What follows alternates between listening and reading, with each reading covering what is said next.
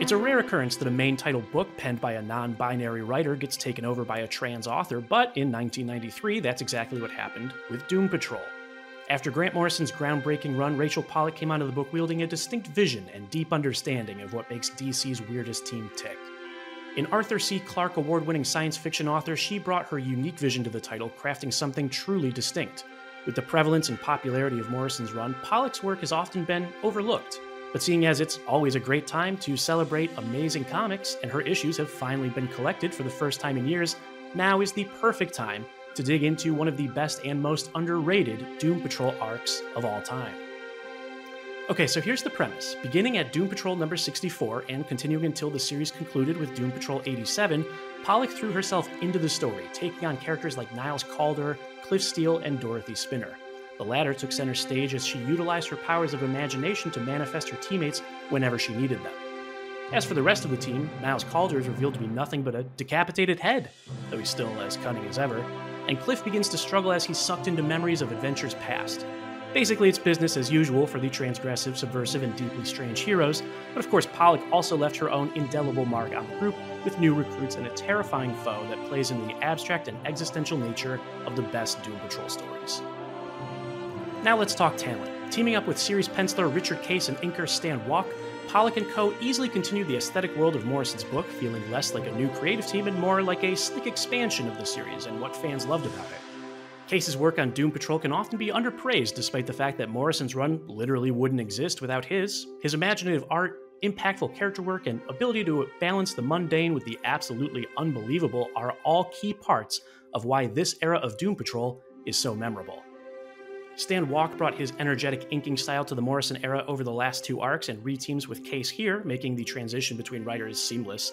It's also important to note that Pollack's thought-provoking and adult sci-fi writing mixed with Case and Walk's art really became the tonal blueprint for what readers would come to expect for a Vertigo book. And it would be remiss to not mention Ted McKeever, who came on later and presented some of the most experimental and inventive artwork in the series and the Vertigo line as a whole. Here are the top 3 reasons to read. Number 1. It made Vertigo history. While Morrison's Doom Patrol run was collected and branded with the Vertigo logo, the original issues were released under the main DC line. Morrison's take on the team predates the imprint. It was, in fact, Pollack's Doom Patrol. That was the first time that the book was released under the Vertigo banner.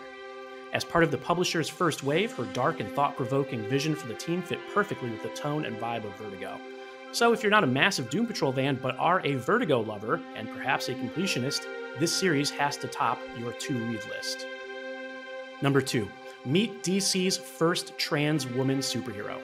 Pollack didn't just blaze the trail as a trans creator writing a superhero book, but she also introduced the first trans woman superhero at either of the big 2 publishers.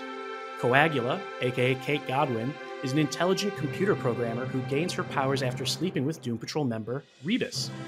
Her new abilities enable her to manipulate molecules at a base level, transforming solids to liquids and vice versa. As a rare lesbian superhero, Coagula blazed a trail that the rest of comics is still catching up with. In fact, it would take over 20 years for the next out trans character to be introduced at DC in BATGIRL'S bestie, ALYSIA YEOH. Number 3. Enjoy a truly unique superhero story. While all Doom Patrol stories stand out among their DC equivalents, Pollack's writing deals with topics and subjects usually ignored by superhero tales. This is a story that both manages to be grounded in the real world and completely cosmic in its ambition and imagination. Plus, there are some incredibly famous panels in this comic that have grown to be even more famous than the book itself. Keep an eye out for Coagula and her famous Supreme Court pin. Finally, why it's worth your time. This isn't just a great Doom Patrol story, it's a great comic book story. There's fantastic adventure, brilliant character work, surreal spaces, and important representation that is still sorely lacking in superhero storytelling today. Aside from that, this was a flagship release for Vertigo. The mature reader's imprint started at DC by Karen Berger, and it often gets lost in the more famous titles that people think of when they think of the publisher. So this is a very different kind of 90s superhero comic, but it's just as enjoyable and vital as its more famous peers. Thank you for watching. Doom Patrol by Rachel Pollack is now available in print in hardcover omnibus collection. You can also read her entire Doom Patrol run on DC Universe Infinite. This is an adaptation of an article that originally appeared on DC.com by Rosie Knight. Rosie Knight is an award-winning journalist and author who loves Swamp Thing, the DC Cosmic, and writing about those and more here at DC.com. Note, the views and opinions expressed in this feature are solely those of Rosie Knight and do not necessarily reflect those of DC Entertainment or Warner Brothers, nor should they be read as confirmation or denial of future DC plans. Be sure to like and subscribe, and again, thank you for watching.